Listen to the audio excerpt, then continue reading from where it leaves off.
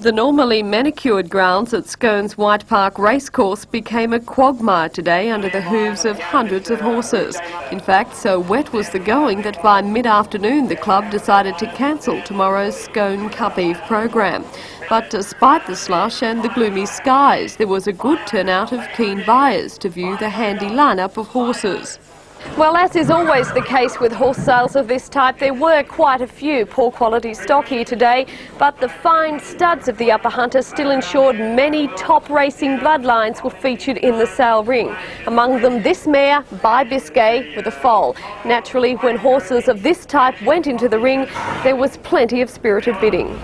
The mare Aquilina and her foal by the promising sire Rutland sold for $10,000 and was bought by the Bellbird stud. However, others attracted scarcely any interest at all, and despite carrying some strong thoroughbred bloodlines, sold for at times ridiculously low prices. 200 I bid. I'm at 200 this quality chestnut mare. I'm at 200. Most of the stock on offer today were brood mares, though several stallions, weanlings and many tried and untried racing stock made up the numbers.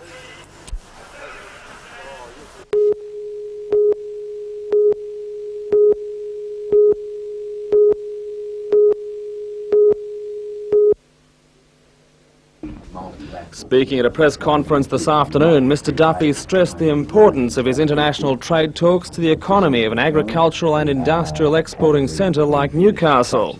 He said recent talks in Geneva between the 90 member countries of GATT had made progress in giving Australia a fairer slice of the world agricultural market. The massive amount of money that's been spent in the United States, billions of dollars, and the same of course in the European community, on subsidising the agricultural produce through the Common Agricultural Policy has grotesquely distorted trade in agriculture. And I think that as a result of the meeting in Geneva in April, that is going to get better.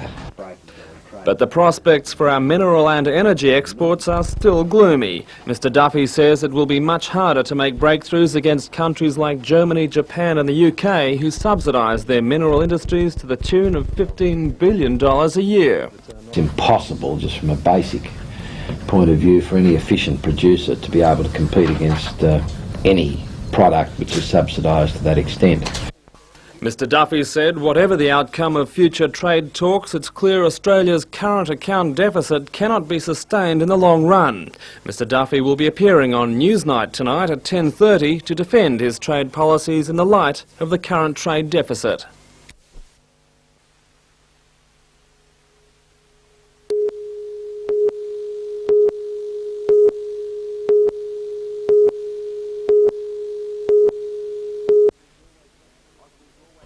Austral's always had Penrith on the back foot today, with Kevin Shell dominating the midfield and Michael Bugard controlling the back along with David Bowen and David Jones. The frustrations of the past few weeks were quelled in the 31st minute. Costa Kayamakamis was brought down with a crude tackle, and from the free kick taken by Kevin Shell, Bugard found himself in plenty of space and made no mistake with a header. The home team should have scored again a couple of minutes later, but couldn't convert. At the break, coach Willie Gallagher brought on New Zealand recruit Mark Elrick, and he put his own stamp on the game. Austral's second goal came from a great build-up. McWhirter made the break. He laid off for Kayamakamis, who played it to Bailey. Bailey crossed to the middle, where Doug Elphick was in perfect position, and he put it away. Brett Porter returned to the playing field, and he was only on 45 seconds before he was in the thick of it. Elrick knocked the ball to Shell, whose shot went across the face of goal, and Porter was on the spot to notch the third goal for Australs in the 71st minute.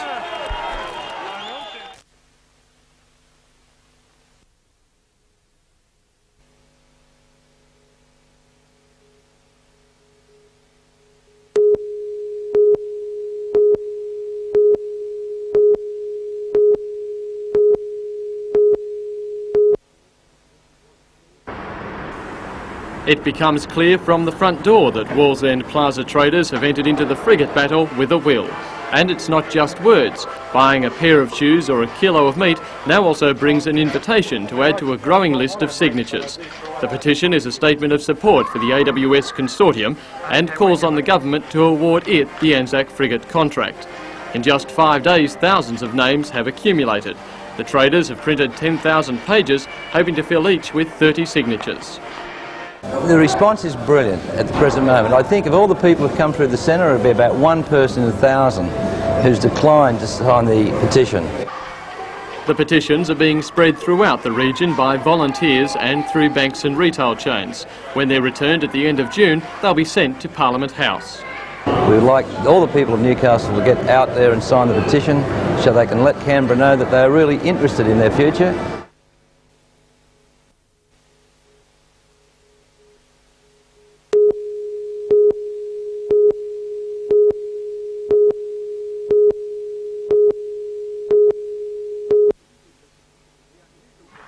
The unusual recognition began with Susan's attendance to the Arundel match between the touring Australian side and England in Sussex. Alan Border was notching up his third six in his innings when spectators failed to catch a high ball into the crowd that hit Susan clean on the nose and breaking it. Cliff admits he had a bit of a giggle when he first saw the incident, but he didn't realise who it was until he received a letter from his brother telling him it was their sister. Cliff, who saw the incident on video today, says the accident was really quite serious. It seems horrifying that that could happen, especially to my sister. It's a thing that I think people must worry at times when they see a ball fly into the crowd and wonder could anybody be hit. Well, in this case it did, and it seems horrifying to me that it could have happened. The Mitchells jet out in a few months for a planned family reunion in England. A trip that Cliff says could have turned sour. So I think if it had been on top of the head, we might never see her again. Susan's broken nose was probably one of the hardest ways to get the Australian skipper's autograph. Darren Curtis for NBN News.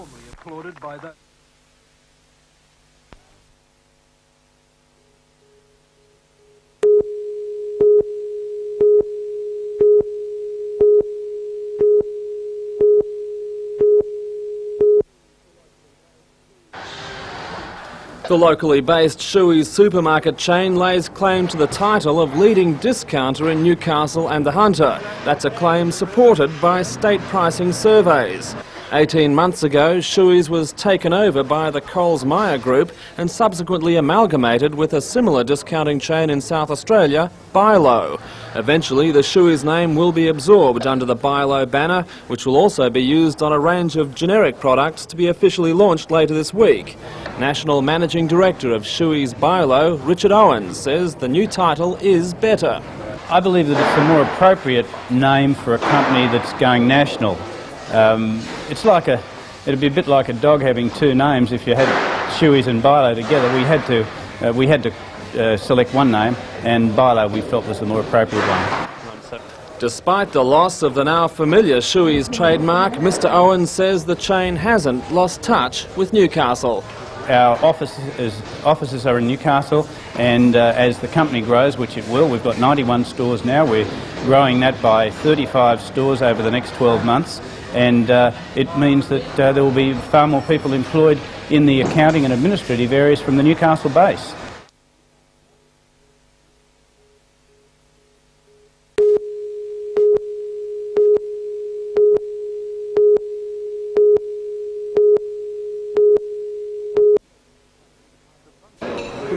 The function was planned to highlight the work carried out by the Salvation Army in the Hunter, funded in part by its annual Red Shield appeal. The Wickham Hostel provides 22 overnight beds for homeless and destitute men. They're assured of a shower, a warm bed and a fresh change of clothes.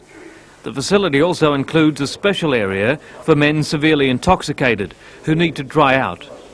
Unfortunately, demand for this hostel has been on the increase. Over the last 2-3 weeks especially, we've had to turn a number of men away from here because we just haven't the accommodation available. We've referred them to other agencies in the town, but I believe they also are having problems coping with the number of men that are seeking them here. The Lord Mayor, Town Clerk and local member were given a tour of the hostel, which has accommodation in dormitories and private rooms for long-term occupants.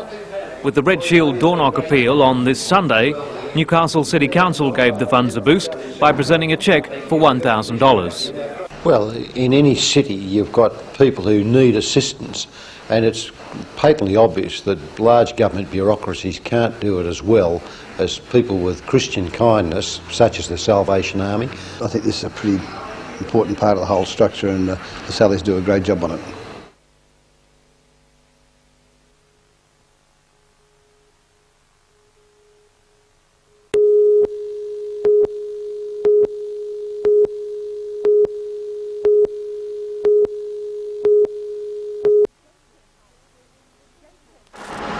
Gateshead High School was the third port of call for the committee today. They spent the morning in Singleton at the King Street Public and St Catherine's High Schools.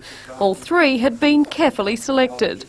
In Singleton, the school obviously had problems regarding the itinerant military people coming and going. We went to Gateshead High, where they have very great problems with disadvantage, with a whole range of migrant problems, of socio-economic disadvantage, of single-parent families. We're looking at a whole cross-section. The committee, comprising 14 members in all, has been given the task of putting education in New South Wales under the microscope. Its findings will lead to the writing of a new Education Act. When it was formed late last year, the state government called for submissions from throughout the state to give the committee something to work with. An amazing 811 were received. Those were summarised, divided into main points and sent out into the community at large. Then the committee followed by visiting education zones, inspecting schools and, most important of all, seeking input from the people through meetings such as the one presently being held in Newcastle City Hall. According to Chairman Sir John Carrick, the numbers and type of people attending tonight's meeting clearly proved education is of vital importance in the Hunter. He said the signs of that respect were also evident as he toured the schools today and saw how the dedication of many, in particular the teachers, was helping the troubled schools to survive. But I think that by and large, in the schools I've seen today and elsewhere, the teachers are doing a mighty job to try and tackle problems. Many of the problems which are community problems are not educational problems. They're often being surrogate parents. They're often being community relation officers.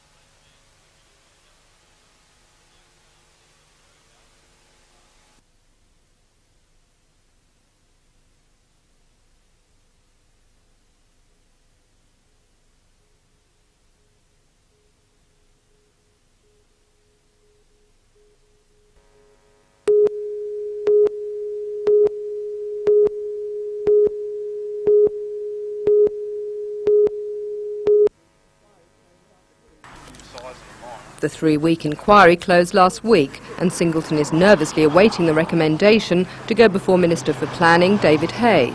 Opposition to Bloomfield Colliery's Ricks Creek mine comes from Singleton Council, local MPs, residents and the 14 medical practitioners.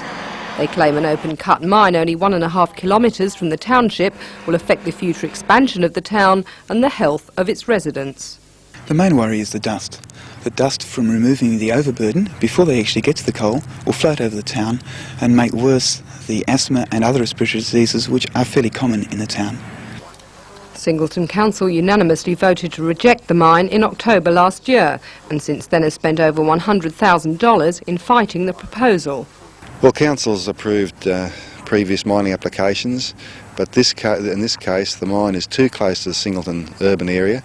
We've had an exhaustive public inquiry. Council has taken advice from a wide range of experts, and we've listened to the community. and everyone's saying no, this mine must not go ahead. It is just too close to Singleton. There are too many grey areas in the environmental impact statement for us to be satisfied that a mine within 1.5 kilometres of Singleton Heights should be approved. Nearby residents fear real estate values will be so severely affected that they will not even be able to sell up and move away. If the open cut mine does get the go-ahead, this section of the New England Highway will have to be diverted at a massive cost of $25 million. What residents are really saying is that although they don't mind working in the mine, they just don't want to live in one for both environmental and health reasons. Rebecca Skinner reporting for NBN News.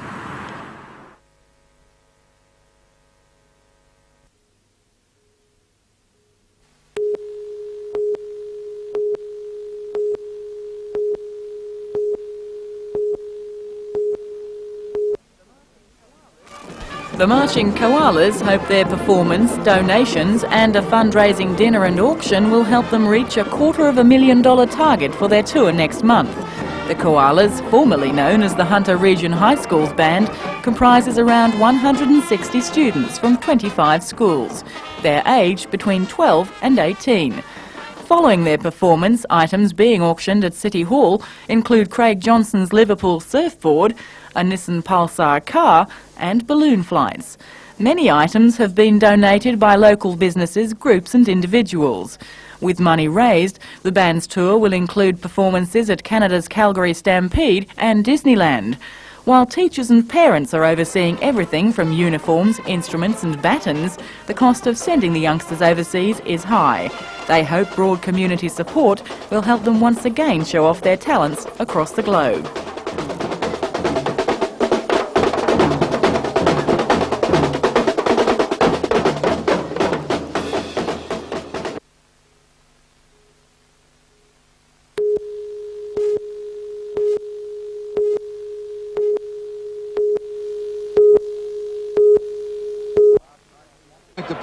Last night's swamping of New South Wales surprised not only the Blues, but the Maroons as well.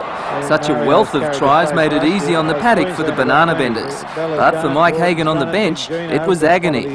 Just to get out there, that was the most important thing. It's very hard sitting on the sidelines and you appreciate how some guys feel when they're fresh reserves. So it's a very anxious time and all you really want to do is play.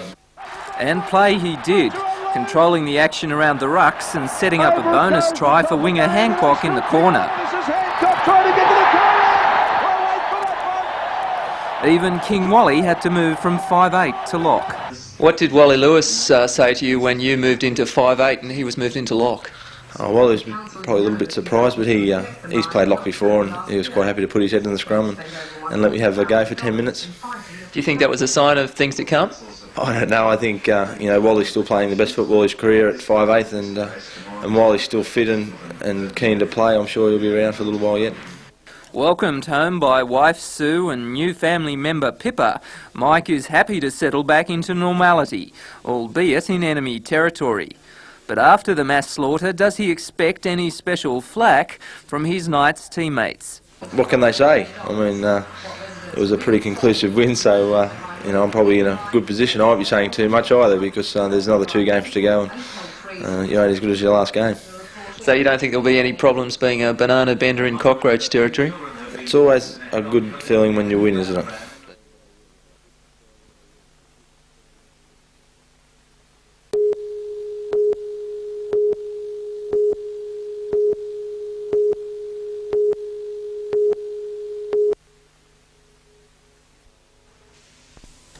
In a time of mass communication, when it came to horses, mass misunderstanding was the order of the day. That was until Robert Kerrigan, the author of the Equine Illustrated Encyclopedia, took on the painstaking task of collecting more than 250,000 words, indexed them in 10,000 individual entries, and shed some light on this mysterious horse talk. The pedal bone's another example. It's got 6 names. You can call it the pedal bone, you can call it the coffin bone, you can call it the distal phalanx, you can call it the third phalanx, and you can call it the third pastern, you can call it the ospedus, depending who you talk to. Now, there's no correct name, it's just that particular bone has 6 names. But the encyclopedia explains that even common things like bandages come in at least 11 types, and while we can see horses in all their colours, Who would have known that they can see us in only black and white? The encyclopedia acknowledges international terms and cross-references Australian, English and American terms with each other. The book has now been released on the international market and overseas bookstores have shown keen interest. Willie Lafitte for NBN News.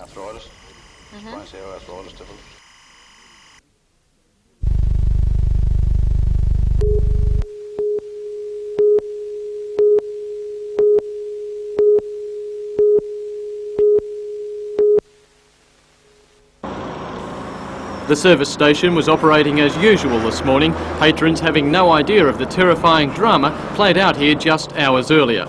Two attendants, Joy Murray and Maria Neal, were working in the food section at about 3:30 when the bandits struck. One of the girls were mopping the floor out the back and one was just behind the counter here. I don't know what she was even doing. And next minute one guy come at each of them and just bashed them around the head. The weapons are believed to be either an axe handle or a mattock handle and a piece of rubber pipe, and we haven't found them at this stage. Hearing the screams, 21-year-old Kevin Maxwell ran from the rear of the service station towards the commotion. Got the hit on the head and then another one. As I was falling I copped another one and I just seen the white pants. That's all I could see. The thieves fled with the night's takings from the two tills. One of the women managed to drag herself to a window and has told police she saw a green Ford or Holden speed off. We have had reports from truck drivers that they've seen a similar vehicle heading north and another truck driver saw a similar vehicle heading south. So at this stage we don't know which direction the car headed. All three attendants were taken to the Royal Newcastle Hospital, where Joy Murray remains in intensive care with large head injuries. Least injured was Kevin Maxwell, today acutely aware of how lucky he'd been. We were only talking about it all night, about what had happened in Queensland, and we just walked around, made sure all the doors were locked out the back and everything. We were only talking about what if it happened there, and next thing you know it did. Pam Jones has made it a policy to employ 3 people, including a man on the midnight to dawn shift, to ensure the safety of her staff. Pam Jones had good reason to take such precautions. She'd been subject to nighttime harassment before. The worst case occurred just 2 nights ago when she was terrorised here in her own home. Intruders attacking the front door with such ferocity that they caved in one of the panels. Police suspect the same people could have committed last night's crime. 2 brutal attacks in as many days have scared service station operators, but Pam Jones says they have no choice but to continue the late night shifts. Makes you wonder, but the oil companies pressure you to stay open. So you will be, at least for now? Stay tuned.